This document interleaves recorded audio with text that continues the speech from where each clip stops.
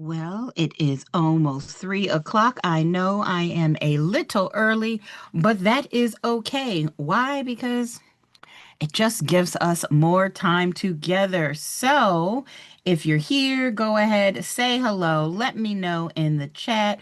Or you can, if you're watching later, drop a little something in the chat. Let me know if this is helping you. But I cannot believe it. We are almost to the end of September.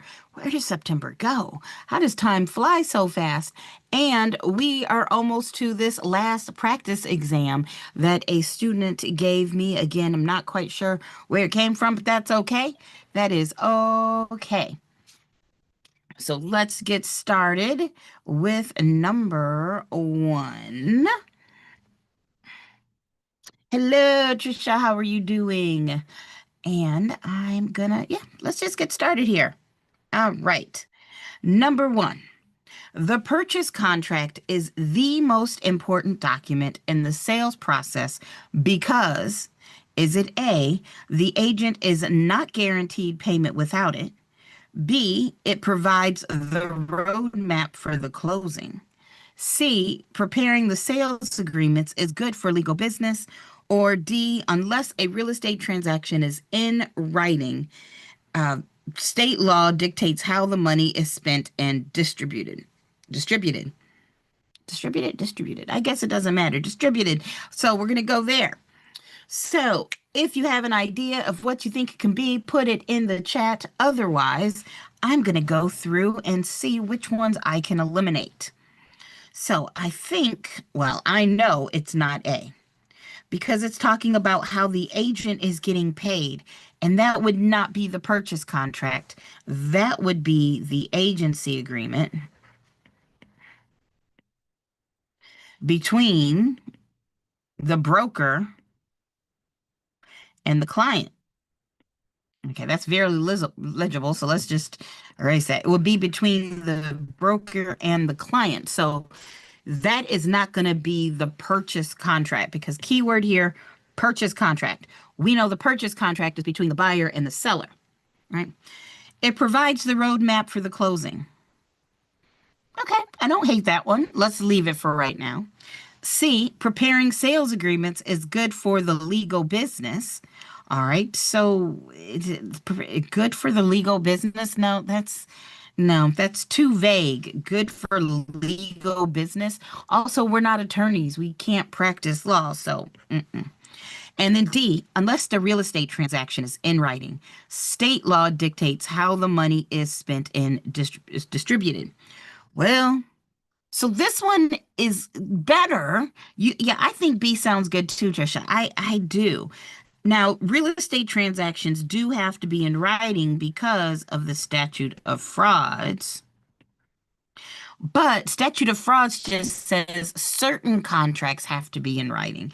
It does not, and I don't know of any state law that dictates how other people's money is spent and distributed. So I can't say it's D either. I think it is going to be B. And hey, Marielle, I responded to your email right before I did this from my last one. So you should be there. You should have it. Hopefully it Hi, pops up for you. Candice. Hello, Elena. Are you coming to join us? Yes, for sure. I'm coming. Hey, I love it. I love it. So B is our right answer. And remember, guys, it is our best answer. It is the best answer we got there. All right. Number two. The area of a lot that measures 850 by 850 is how many square yards? Okay. So here's the thing. It's not too difficult of a problem. But what we know is that you find area by doing 850 by 850, right? And that is going to give us, let me see. It's gonna be D. Is it D? It should be, well, I don't know. Let's see. So 850, boop, times 850. That gives us, okay, so this gives us 722, 500, but that would be square feet. That's because it's a foot by a foot. And this question is asking us about square yards. And because it's asking us for square yards, we're going to take the 722, 500 and divide it by 9. And if in case you're not quite sure why we're dividing by 9, Why? Yes. it's because it's a square yard. So that means it'd be 1 yard, 2 yards, 3 yards by 1 yard, 2 yards, 3 yards. So if you do that, this is 3 times 3. Well, I shouldn't say 3 yards. So we know a yard is 3 feet. So this is 1 foot, 2 feet, 3 feet by 1 foot, 2 foot, 3 feet. Does that make sense? A square yard would be if you took a yardstick. And it's gonna be 80. Mhm. So we're going to take that, and then yes, we divide by 9, and that gives me 80. So this, I don't usually love to do math right now, but I think it's really important we understand the square yards. And this If one is we very have the easy square also. feet, yeah, we're going to have to divide by 9 to get it to square yards because it's 3 feet by 3 feet. That's why. All right, let's go to our next one. But if you all have any questions, just ask. In fact, this one. Oh, and somebody emailed me and said, hey, when am I going to do the other half of the class since I had to cancel? So next week, next Friday night, I was thinking that would be it. Let me just double check. I think that was the date. Boop, boop, boop, boop, boop. Nope, I take that back. That would be the 3rd. So next Thursday night. Wait, let's see. Boop, boop, boop, boop. Nope, not next Thursday. Okay, I got crazy. It's the end of the week. So maybe, okay, I'm gonna have to get back to us on a date. I will do it. It may just be a Tuesday night or a Monday night or Saturday evening. So I've just got to find a time. Hi, Candace. This is Marilee. I just saw your email. Thank you so Yay! much. I'm so glad I you're love you here guys. with You are the us. best. Yay! Now you can join live. Live. I'm working, but I'm trying to listen and see if I It's can okay. help. No, you're good. You're good. This number 3, we're going to skip because it's math. We just did some math. And so is number 4. Let's roll to number 5. And I'm so glad you could be here with us. All right. Sue Addison owns an apartment building that was constructed in 1965. According to federal law, so we want to make sure we remember federal, which of the following must be attached that's to the leases Sue prepares for prospective tenants? Is it A, a report of the building's radon level? B, a lead-based paint disclosure statement? C, an illustration of the building's locations relative to electromagnetic fields or EMFs? Or D, any known instances of groundwater contamination in the building's water supply? And it's gonna be B for sure because it's like a house constructed before like 1965. It was a house built before 1965, but what's the magic year? If it is It's lead-based paint, if it's built before when do you have to give a lead-based paint disclosure? 197, 1978. 78. So if it's, 17. yep, if it's before 1978, you get the disclosure. And if it's 1978 or after, no disclosure. And since it's talking about federal law, that does fit. Now, radon. We know that there's no national radon laws, but you should know what radon is. It's that naturally occurring radioactive gas.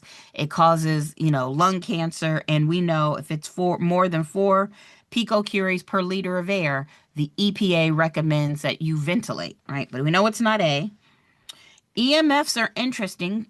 It's that energy, that electronic, that comes off of the buildings or your microwave and stuff like that. So, but that's not federal law. And then it probably is going to be something you should share, but not by federal law, this groundwater contamination. I mean, I'm sure most states are going to be like, oh, if you know, you need to share it, but there's not a federal law about it. And that is what makes our answer, once again, B. All right. A borrower can expect to pay a mortgage insurance premium, MIP, for, is it A, an 80% LTV conventional loan, B, a VA loan, C, a graduated payment loan, or D, an FHA 203B loan? And it's D because it's MIP, and it's for MIP. It's for like insurance for like FHA. Yes, good catch. Now, what are you? That's what we have there. Trisha, Marilee, is that what you're thinking too? I wasn't sure Hopefully to so. respond that one. You wasn't sure? Okay, so that's okay. You got to just let me know, and that is the right answer. Yes, Let's because talk about like why. if it was PMI, it was for conventional loans. But this one is the government loan, and it's for Look at you. sure like. See, I told you were going to pass because you're right on. This one is doing MIP. MIP is the same as PMI, except PMI is for conventional loans. So that's that mortgage insurance premium. If you see PMI, you know it's for conventional loans. If you see MIP, you know it's for an FHA loan. So if you can remember that, then boom, you knew it was FHA 203B all day, every day, just because you know that one fact. Why do they call it different things? And it was questions like that at exam, so we need to be very careful. Yeah, and it's that little things like that. Well, it's the idea that PMI stands for private mortgage insurance. And then when you're getting an FHA loan, you're getting government. The FHA is providing not the loan, but the mortgage insurance. The mortgage insurance is coming from the government, so we don't call it PMI. We're calling it MIP. So I guess I do know why it's called different things. That would be a clue. But even if you weren't sure about that, we know that if it was an 80% conventional loan, you still don't have to pay PMI. It's when you borrow more than 80%. If your loan is going to be a greater than 80% LTV. So if you borrowed 80.5% or 81%, anything over 80, that's when you'd have to provide PMI. And also, it's a high risk loan, like LTV. Because it's higher risk. That's why you have to do it. VA loans, remember, are going to generally be no down payment, not guaranteed, but there's no down payment. And since the government is guaranteeing to the bank that we don't, that they're not going to lose any of the guaranteed monies, they don't require it either. So they're not going to require PMI or MIP or anything like that. And then a graduated payment loan just means, hey, your payment amounts are going to go up.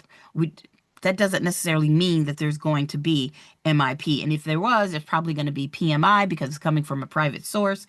So, no, our answer is definitely D. Good job. And the graduated payment loan, it's like for leases.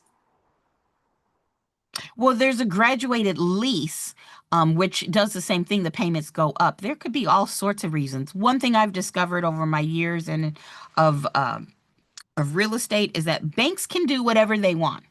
A lot of us always kind of think of, oh, the bank stores, got my money in an account and it's doing that.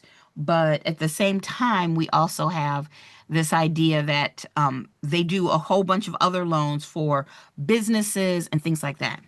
And once again, I'm seeing on YouTube, it's small. I don't know why sometimes YouTube connects and when I share my screen, it's small, and when I do it, it's big.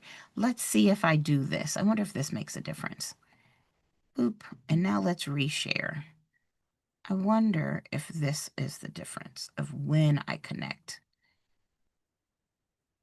Did that make a difference? I don't know. Let's see. Yep, I think it does. I think it matters when I connect. Okay, I'm going to try to remember that. Let's see. Yep, it's when I connect. Note to me, if I connect, I need to reconnect after I share my screen to YouTube. All right, does that make sense to everybody? Hopefully so for number 6, that is what's going on. All right, number 8. If a property generates a negative cash flow, in order to be an attractive investment to a prospective purchaser, there must be what? If a property generates a negative cash flow, in order to be an attractive investment to a prospective purchaser, well, is it A, there must be a substantial down payment, B, there must be a large depreciable base, C, there must be a substantial increase in property value, or D, there must be little deferred maintenance? This is not a common question. All right, Marilyn, you said C. I got one C here. Now we know negative cash flow means you are in the hole. You are losing money every month. So why would you want to buy something where you're losing money? And that would be, well, putting a substantial down payment has nothing to do with that. Just means you're just getting less of a loan. I think also it's C. Yeah, because it is C. That's our answer. Our answer, in fact, is C. Right? There's nothing to do. We don't need a depreciable base. We don't need deferred maintenance. No. But if I'm going to be losing money that's coming in every month, it means the value needs to be going up. Now, I had skipped this problem, but I think I'm going to go back to it because it talks about value and cap rates, and it all relates to each other. A property is valued at $850,000 by an appraiser and generates an annual net income of $144,500. What capitalization rate percentage did the appraiser use in determining value? Well, we know that NOI, most of the time we learn is that NOI divided by the cap rate equals value. But conversely, if you take NOI and you divide it by the value, you're going to get the cap rate. So to do this problem, we're going to take the $850,000. We divide it by the 100. There we go. $144,500. And that's going to give us an answer of... Oh, wait, I did that backwards, didn't I? Hello. That's what happens. Boop, boop, boop, boop, boop, boop, boop, boop, boop, boop. Helps if I get the right numbers. The NOI was 144.5. The value is 850,000. So now 144,500 divided by 850,000, and that gives me 0.17. So that should be 17%. There you go. I like to point this out because we need to understand, even if you're in California and your test doesn't have math per se, we still need to understand that the higher the, oh, that's okay, the higher the cap rate, the more risky it is. And that's why it's more expensive. So, or less expensive, if that makes sense. So the higher the cap rate, the less expensive it is because it's more risky. Right. Which seems backwards. All right. And yeah, I think we're good. If you got any questions, just put them in there. A deed restriction is also known as a land use covenant. Which of the following is an example of a land use covenant? Is it A, minimum square footage of homes within a subdivision? B, fire safety devices within a structure? C, a type of fencing constructed by owner? Or D, both A and C? All right, we got a D here. Got one person saying D. Anybody else have a thought? Anybody? Well, let's break it down. What about C? C? Well, C is true. A type of fencing constructed by owner, that is a true statement. Because the key here is that it's a deed restriction or land use covenant, which we know are private, meaning the restriction comes not from the government, but a private source, whether it's going to be an entity, whether it's the previous owner puts it in the deed. It's not a rule coming from the government. And the minimum square footage of homes within a subdivision, that would be from the, that would, sorry. That would be an example of what you could do with a, how do you say this? Within the, within the rules. So if you are the developer, you can say, hey, any house that's here, you can go in and we're going to say it has to be at least 3,000 square feet, if that makes sense. That's something the developer could say, I don't want any houses in my development that's going to be less than X. Now, you could have the government say something similar, but in this case, I would say this is true, which is why our answer is D, both A and C. B, fire safety, that's not going to be a land use covenant. That's not telling you what you can and can't do with the land. And again, that would come from the state generally. So our answer is D. Good job. Nice job. Look at you getting it right. I love it. All right. 10. Who will fund a primary loan? Who will fund a primary loan? Is it a mortgage banker, mortgage broker A mortgage banker B, C is both, or D is neither? What are we thinking? And this comes down to, do we know the difference between a mortgage banker and a mortgage broker? And I tend to say them in the opposite order just because Yes. alphabetically. So the mortgage banker, it's like they offer like the loans. But the a mortgage broker, it's like bring together the like buyer and lender, Yes. and also it's like, don't provide like the loans. It's like he's looking for loans for different banks. Yes, exactly. So the mortgage banker, if you were to go to, let's say, Bank of America, if you were to go to Bank of America and ask and talk to that person, they would only offer you loans for Bank of America. It's the banker. They work for the bank. The bank is the one that's going to be giving you the money, whoever they work for. But if you go to a mortgage broker, it's like going to a stockbroker or an insurance broker. Their job is to bring people who have money and people who want loans together. They are brokering the deal. They're not actually giving the money. Yeah, see, she said that's why you passed. Exactly. So it's the broker who's finding, they're bringing together. That's why we are real estate brokers. It's not that we have the houses for sale. We're bringing together buyer and sellers. So our answer is going to be B, a mortgage banker.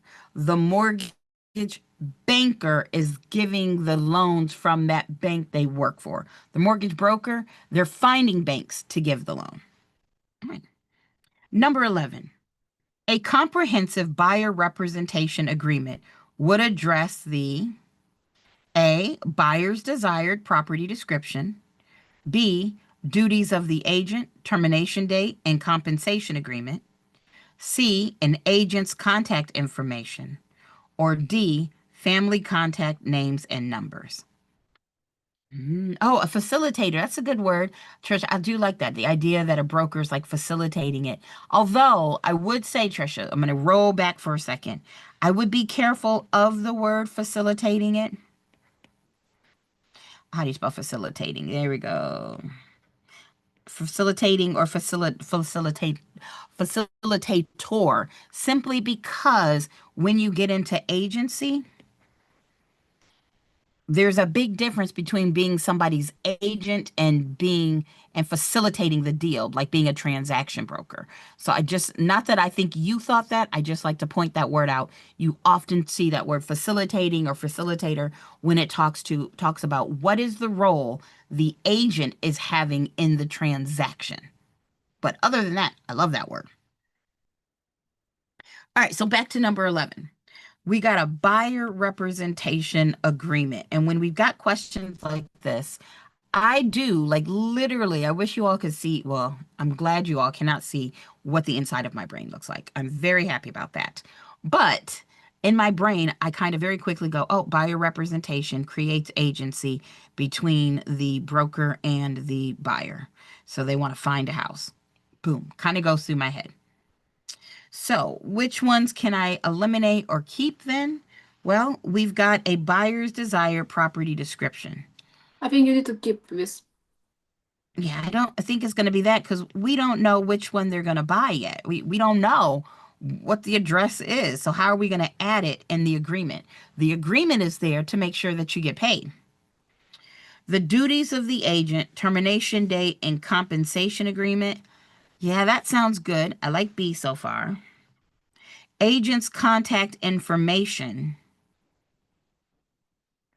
Well, it might be in the agreement, but it's asking us what the agreement would address. And this word address tells me what is the agreement actually talking about. So C's not wrong. I mean, it would have it in there, but is the point of the contract to address the agent's information? But I can't say it's wrong. And then family contact names and numbers. What? No, you don't need the information of my family. So when I get it down to 2, which I know a lot of people say happens, they get it down to 2. This is where we have to find that best answer again. And because of the word address, like we've got to know, okay, what is the whole point? What is it talking about? Like, I need you to address this issue. That means we need to discuss it. It's like the main meat of the conversation. Yeah, agent's contact information would be in there, but I know the duties of the agent is going to be the meat of that agreement. So that one's tricky. And that's why I love doing this with you all, so that if you get it down to 2, you get used to kind of figuring out, okay, how do I choose which answer? And that's, look, girl, you're not alone. She said, sometimes it's hard for you to choose the best answer. Exactly. That is why we do this, because it's a skill going, oh, okay, this is why this is a better answer than the other one. I could go a lot faster on these, but that's not what this is about. It's about getting used to so that you can do it. How do I choose what's the right answer? How do I eliminate an answer so when I get it down to 2, I can eliminate the answer that is wrong. I don't want to say eliminate the correct answer. You know what I mean. So it's okay. That's why we do this. I have to take my time with these questions too. Remember, I've never seen them. I'm doing this kind of blind with you all, which makes for interesting stuff. All right. To qualify for innocent landowner status. Okay, I don't know this one. A purchaser under federal law must have the property environmentally inspected. Well, don't know. Let's see. Innocent landowner status. Okay. A purchaser under federal law must have the property environmentally inspected. So, I guess this is going to maybe have something to do with the EPA. Sorry about that, guys. The EPA. And I'm guessing when economically feasible is not in the, I didn't have money, so I didn't do it. I'm guessing it's not D. I'm thinking that's not it. I think it's gonna be A, because it's prior to taking title. So before to taking title, you need to have like a Yeah, you need to have it checked out. Yes, check everything. And it's That's like a buyer. It's buyer responsibility because he need like I forgot the word, but he need like to make sure that everything is okay. Buyer need to be aware. Yeah, the caveat emptor. Yeah, I mean, I'm thinking You know, I would assume it's prior to taking title. That's what I'm going to go with. I'm total guess, guys. I mean, it could be that there's this whole thing that I don't know about. And this is why I'm studying. People are like, why are you studying for your Michigan exam? Because I don't know everything. I've not seen this innocent landowner status before, so it looks like we'll be talking to Uncle Ray in a moment. But I would have guessed A. I mean, I would have said maybe within 30 days, but the government likes to know things are set. So I'm going with A. I got to confirm. I'm going with A. I think you all are going with A, Trish. I see you're going with A. Let's see if A is the answer. I got to go to my answer thing. Don't mind me. Over here, we're number 12. Do, do, do, do, do, do, do. Yay, the answer is A, and I will read what it says to you. Under federal law, to qualify as an innocent landowner, a purchaser must have the property professionally inspected for environmental hazards prior to taking ownership. If the property is not inspected prior to ownership, the owner is responsible for all previous environmental hazards.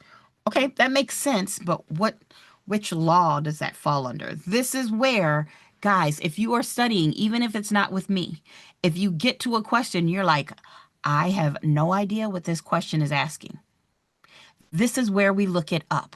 Don't just take the question and go, okay, now I know the answers prior to taking title. It's an invitation to learn more about that topic, because what if there's a different question on your exam about this topic? So I'm going to ask Uncle Ray, you know, our favorite AI, what's what?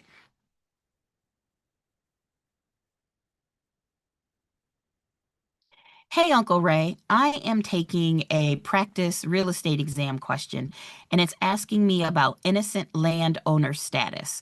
Could you give me a rundown on what I would need to know and what law this would apply to, and when it would be used in real estate? Absolutely, Candace.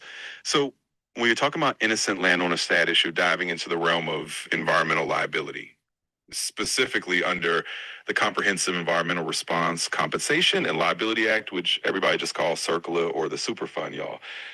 Basically, CERCLA is the big federal law that says if there's contamination on a piece of property, the owner might have to pay to clean it up, even if they didn't cause it. But the law also has this innocent landowner defense to protect people who really didn't know and couldn't have reasonably known about the contamination before they bought the property.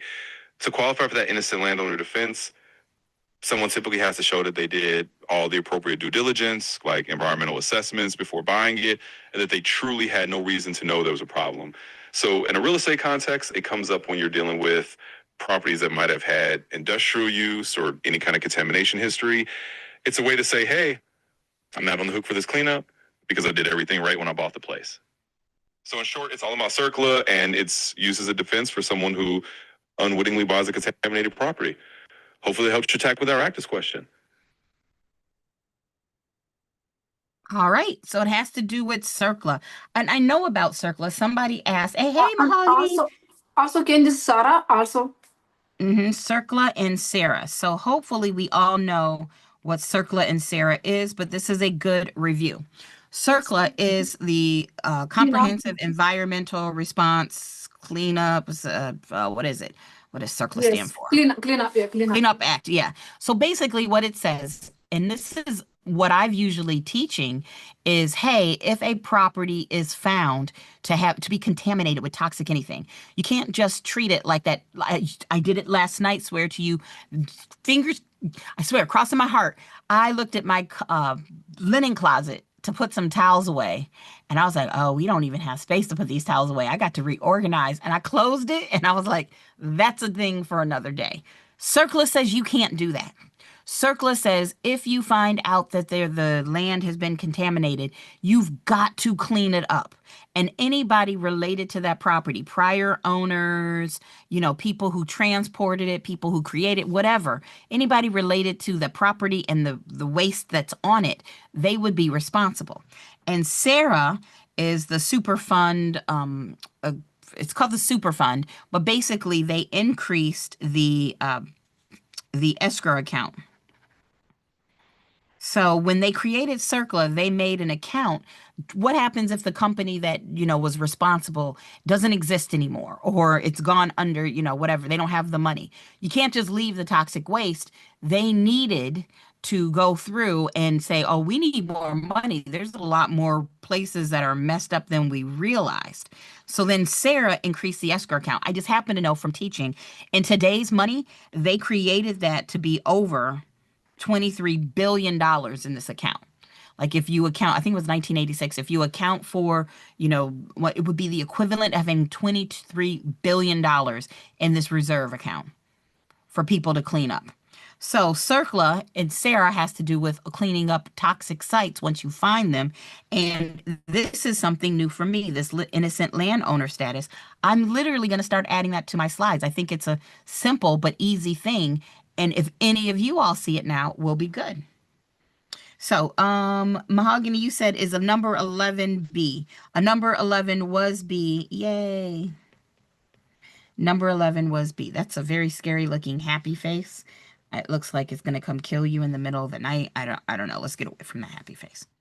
So, all right, we learned something. I'm going to make a note to myself. Where's guys, I don't know what I would do without my posties. I wish you all could see my desk. I got Post-its everywhere. But I'm going to put in here innocent land owner status. And I'm going to add that to my slides. And I'll tell y'all, and it'll be interesting. I tell you all as my students, 20 plus years ago when I took this exam, I did what I'm doing with you all right now. And I swear, because I took these other exams separate from what my teacher gave me, not that she did a bad job, but sometimes there's little bits and pieces or seeing it worded a different way. That is why I passed. And that's why I think it's so important for you all, because who knows, one of y'all might actually get innocent landowner status on your exam. This book, this person, whoever it is that wrote these questions, thought it was important enough. And if I can get you that point so you can pass, that's what I'm talking about. All right. And I would say if you have any questions, ask me, but I didn't know that one. So And you will get for sure like somebody to pass because you, oh my God, you are very hardworking and you put a lot of, I don't know, a lot of knowledge and everything like you make for to pass. yeah, Thanks so much for support. Yeah. I know For I your have a hard lot work. of Oh my God. knowledge. Yeah, thanks so much every time for a good explanation. It's very important. You said, unfortunately, took your test and didn't pass. The score for Cali is state 70. You got a 65. You were sad, but that's okay. We can get you there. I mean, California has just one exam. Y'all's is not split up. And if you email me, I can give you some specific suggestions for Cali, because I don't know the Cali laws. But I can send you to some people who do. But I think also, since you're right there on the border, if you can get a couple of points on the national stuff as well, you're going to pass. So yeah, so send me an email and I'll respond to it. All right, number 13. Candice, I can Yeah. send you an email about my estate. Yeah, you can, you can email me anytime, ma'am. Thank you so much. Thank you a lot for your And help. just in case anybody needs it, it is Candice Ellis at gmail.com. All right, number 13. I'm sick of purple. Let's do green. Which of the following investment opportunities would involve the greatest risk, even though it would likely produce the highest rate of return? Okay, so which would have the greatest risk? Which is going to be risky, but if it works, you would get the most money? Would it be A, before construction is started, B, during construction, C, after construction, or D, upon occupancy by anchor tenants? Okay, so we've got a commercial property. Well, and it's asking the greatest risk, even though it would produce the highest rate of return. My guess is we're going to go with, well, what do you all think? You said you're between C and D? Are these questions, Mahogany, you asked, are these questions good for all states? Yeah, for the most part. right? So Sarah and CERCLA, like I just talked about, that's a federal law. The idea of, investment like we're doing now, that's federal law. Like a lot of these are federal. I haven't seen any state specific questions in this little set here. So yeah, these are all the basic knowledge. So in theory, it doesn't matter what state you're in, you should understand some things. It'd be like my example I like to give is if you go to the doctor, you go to the ear, nose, throat guy, your allergies are terrible this fall, you go to the ear, nose, throat guy. He's a doctor, and you go, hey, while I'm here, this cut on my foot, it's oozing. You would expect, even though this person is an ear, nose, throat guy, and you're talking about your foot, that they understand enough about the human body that things should not be oozing.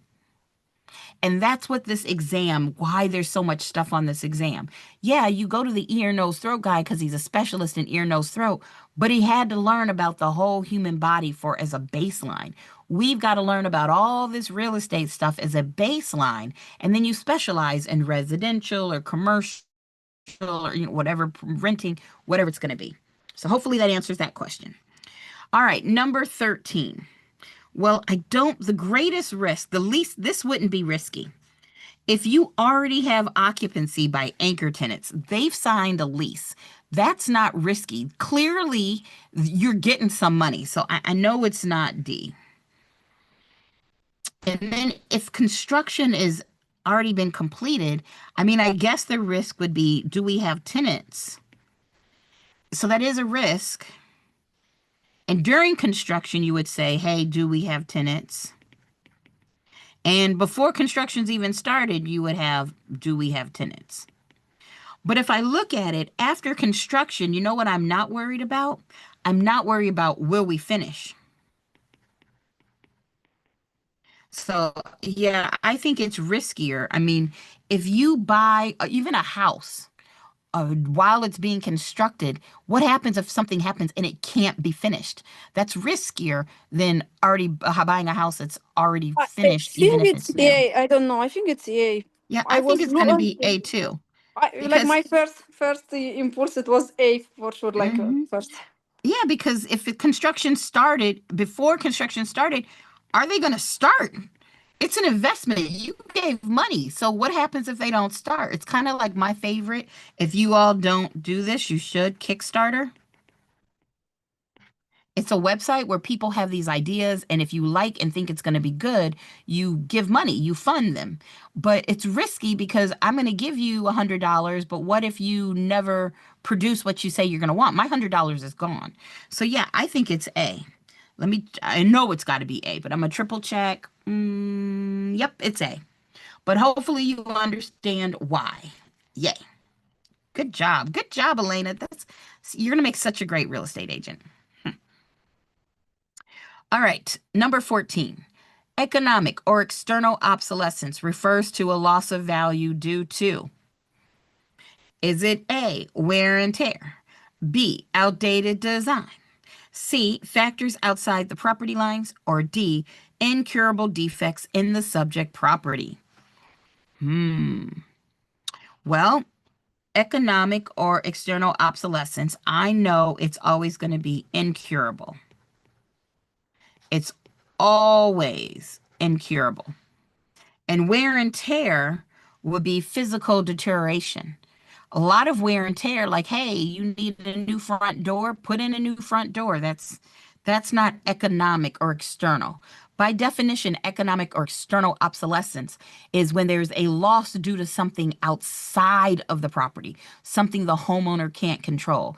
Like when you bought the property, you were surrounded by beautiful woods, and now you're surrounded by commercial stuff. Okay, that's going to cause a drop in your value in theory. So, outdated design, that's not the answer because that would be functional obsolescence. Factors outside the property lines. Okay, that sounds about right. And then incurable defects. Okay, yeah, incurable. I like that.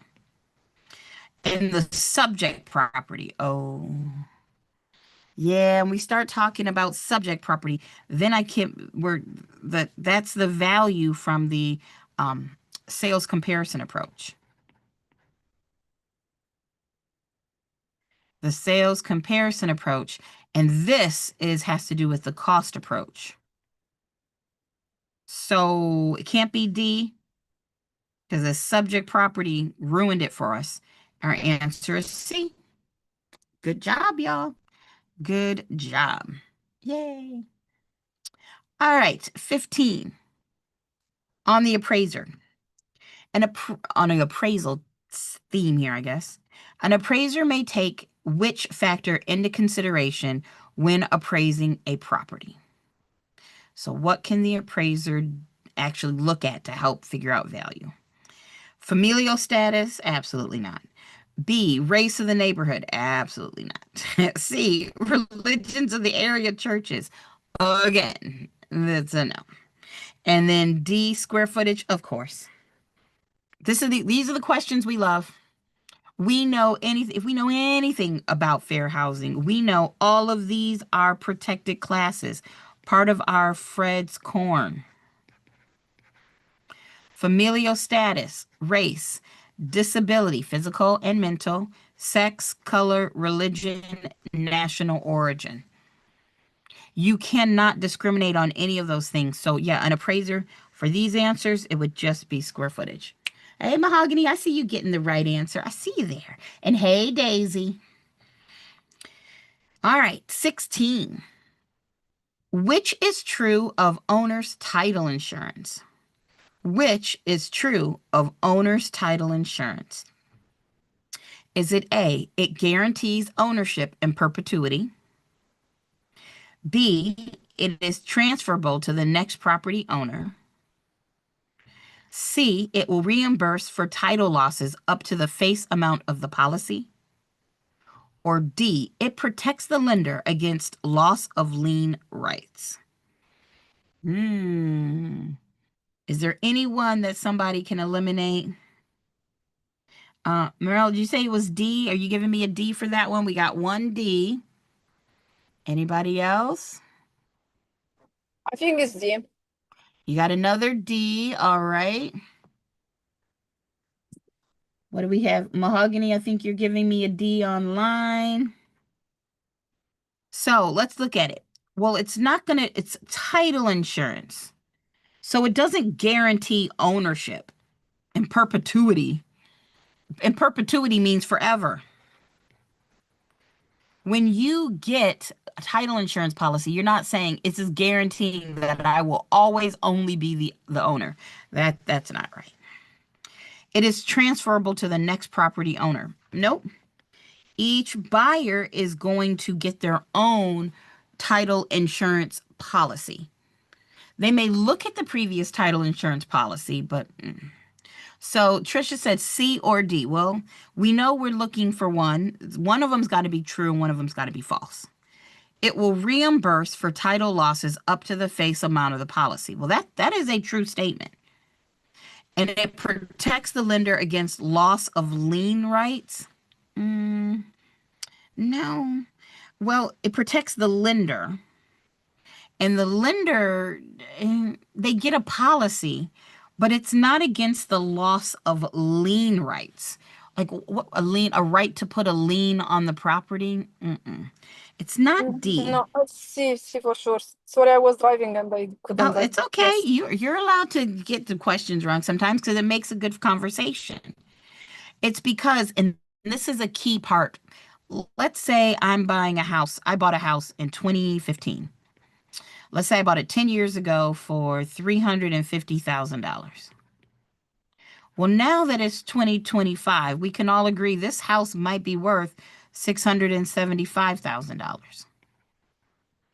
The thing is, when you get title insurance, you're covering it for the price you paid for the home in 2015. And that title insurance says, hey, if something happens and there was something wrong with the title and Candace, you lose ownership, we'll reimburse you the cost you paid for the home. We'll reimburse the cost that you paid for the home. So my policy only covers me up to $350,000. The difference between that and all my appreciation is just gone.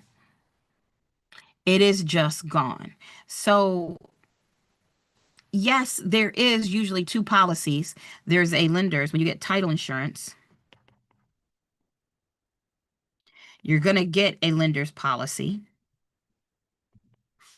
and you're going to get the owner's policy. Because if I bought this house for $350,000, let's say I put down $50,000. My policy starts where if I lost ownership, I would get 50 and the bank would get 300. That money goes right to the bank. Can this there is like an insurance but like like when the lender like take like for tax insurance and No, you pay this at front. You pay title insurance one time at closing. So title insurance is a one-time fee that you pay at closing that covers you for the entire time you own the house. And there's two policies, but yours gets bigger. So 10 years down the road, maybe my policy is covering, 10 years later, my policy is covering $250,000 if I lost, and the bank has $100,000 that would go to them. It's only covering the value of when you got the policy, but you only pay for it once. And so sometimes I'll tell people, if you've owned your house 15, 20 years and you have a lot of equity, why not update your title insurance? You might pay a couple $100, but you're going to be real happy you paid that couple $100 if you lose title, if you lose the property. And also if you get what's called an extended policy, then let's say somebody forges your name on a deed and the worst happens. And even though you did all the things to make sure this couldn't happen, you lose ownership. If you get the regular standard policy, it's not covering you, even though that's a title problem. The extended policy generally does. So our answer is not D, it is actually C. So I want to make sure, since a lot of people said D, does that make sense? Why? but can you speak about more like lender collect like for taxes and insurance? Yeah. So it gets a little confusing because we do talk about a lot PITI. Well, we know PI is principal and interest. Don't like that blue. We know TI, boop, boop, that is taxes and insurance.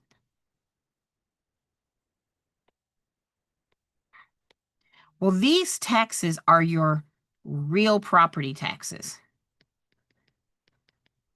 So every month you have your PI payment. Remember, we use our factor to find out how much that payment is. And that factor is going to stay the same. So if you find out that your payment is $1,500 a month, it would stay that way for 30 years. But every year they look at your real property taxes and your property insurance. Well, we know real property taxes can either be based off of mills, or it could be some dollar amount per 100. So they look at the property taxes. Let's say it's 2024, and they could say, oh, in 2024, you owe $3,000. And we know that your property insurance is going to be $700. Let's do $600 for the year. What we do for each one is the bank is saying, hey, we know you're going to have to pay property insurance. We know you're going to have to pay for taxes. We don't trust you to come up with the money and save it on your own. So we're going to take this $3,000. We'll divide it by 12. And that's going to be 3,000 divided by 12. That's another $250. Every month you're paying this $1,500 plus that $250. And they take that $250, they put it into a reserve account, and when your bill is due, boom. And they do the same thing here for your property insurance.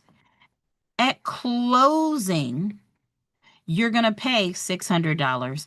And then they're collecting 600 divided by 12, which we know is $50. They're collecting $50 as well. So we're going to add this and that. That $50, and they're going to put it in an account. So because you paid at closing, let's say I had a closing today, my policy would be from February 26, 2025 to September 26, I don't know why I thought it was February. I'm going crazy. September 26, 2025 to September 25th, 2026. You buy for the year in advance, and then what the bank is collecting is next year's policy payment. So this is $300. That's a total of $300 you're going to pay every month. So now plus 300. For that next year, you're going to pay $1,800 a month. Well, what would happen is in 2026, maybe in I don't like that green. Boop. Orange. There we go. In 2026, maybe your tax bill goes up to $3,150. And your homeowner's insurance goes up in 2026 to $610. Because I don't know about y'all, but I feel like my taxes and my insurance amounts go up all the time. So now we're going to divide each of those by 12. So $3,150 divided by 12. That's going to give me $262.50.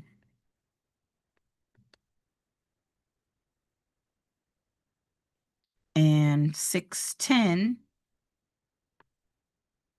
divided by 12 is $50.83. So now that means for the next year in 2026, my bill will be the $1,500, which never changed, plus the $262.50, plus the $50.83. That's way too many numbers for me to do in my head. So 1,500 plus 262.50 plus 50.83, and that's going to be 1813.33. And I bring this up because sometimes people go, when they buy their house, if they know anything, they're like, oh, you told me my payment was going to be $1,500 a month. Well, it is. That is just your principal and interest. We also have to take account the property taxes and the insurance payment. And then if there was PMI, you'd have to add that on. An HOA, you would have to add that on. So payments get real expensive beyond what it takes to borrow the money for the house. So your payment went up. It didn't go up that much. I mean, it went up $13, but still, imagine that happening over years. So did that make sense to you, Elena? Did that help? Yes. And for everybody. Yes. Thank you so much. Thank you a lot. Good. And for everybody, not just for Elena, just making sure you understand how this math works. Now, I will say this piece, what you're looking at on my screen now, is a hot mess because I was just doing it off the top of my head. But this is a concept you want to understand. It is, even if you don't have math on the test, you do want to understand what PITI is. You want to understand that you have what's called reserves or escrows amounts that the bank puts in to an account for that owner, and then they pay the insurance bill, they pay the property taxes. And you should understand that it would include HOA and PMI if that is something too. So your processing, yeah, it is. That's why we record. You can go back and look at it, and why I tried to do colors. But again, let me choose a different color. Make sure we understand the P and the I is for principal and interest. The T and the I is for taxes. And if you need help with that, I have tons of videos. This, if you're in a state where you have to do math, figuring out what that P and I amount is definitely in that factor table, the amortization table. You're going to see it. All right, and it's 3:57. I think that's a good place to end it. I will come back here. Oh, yeah, we're at number 16. So next Wednesday, I will have a date for the last part of that math class. So give me till next Wednesday. It's the end of the month. It gets a little busy, but I will finish the last of that math class. Anybody can join. You just need to email me. It won't be done live. You'll be live with me, but then it will be recorded. And then once I get the second half, I'll put it all together and the whole thing will be available on YouTube. Oh, I'm awesome. Thanks. I try and tell people I want this to be a big party. Oh, I didn't see any songs today, but I do this because I want to help people. So tell anybody you know studying, your classes, your classmates, anything like that, bring them along. So yes, Daisy, my next math session will probably be in about a week or so, about a week or two. So we'll see. We shall see. But I will not do anything without telling you all, my Wednesday and Friday people, give you at least a couple days to get your lives together. So because even though I don't have a life, you all do. All right, guys, I will see you. What's today? Friday. So I will see you next Wednesday. Next Wednesday is the last time I'm doing this at 6 p.m. in October. That's not one. In October, Wednesdays. Okay, I don't even know what I'm spelling. Wednesday. Yeah, I still do that. In October, Wednesdays will be 7 p.m. Eastern. I'll keep it at 3 p.m. for Fridays, but Wednesdays will move to 7 p.m. just so more people can get here. So I think that's it. Again, if you need me, you know how to find me, Candace Ellis at Gmail, whether it's tutoring or questions or whatever you need, just reach out. And guys, I will see you next time. Bye, everybody. Have a great weekend. you, Don't do anything Candice. young me would have done. Thank you, Candice, for everything. You Thank are very welcome, and congratulations again on passing. Thank you so much. Thank you. You helped me a lot.